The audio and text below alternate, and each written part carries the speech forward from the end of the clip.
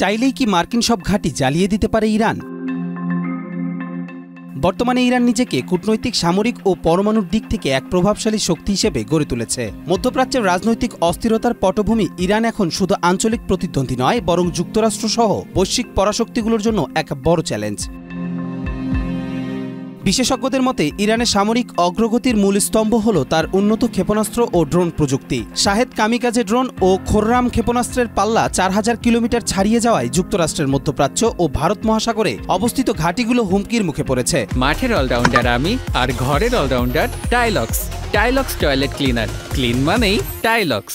Diego Garcia, আল উইদেইদ, আল দাফারা ও বাহরাইনের ঘাঁটিগুলোর ওপর হামলার সক্ষমতা অর্জন করেছে ইরান।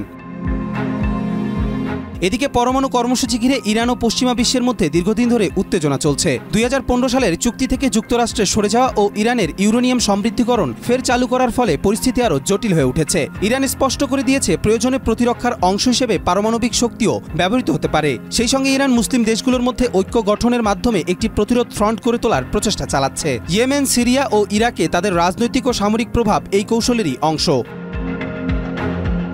সব মিলিয়ে ইরানের বর্তমান প্রস্তুতি ও কৌশল নির্দেশ করে যে তারা শুধু রক্ষণাত্মক নয়, বরং আক্রমণাত্মক কৌশলেও নিজেদের উপযোগী করে তুলেছে। ফলে প্রশ্ন থেকে যায়, চাইলেই কি ইরান মার্কিন সামরিক ঘাঁটিগুলোকে ধ্বংস করতে পারে? উত্তরের জন্য নজর রাখতে হবে ভবিষ্যতের ভূরাজনৈতিক ঘটনা প্রবাহে। কবির চৌধুরী, জয়, মাই টিভি।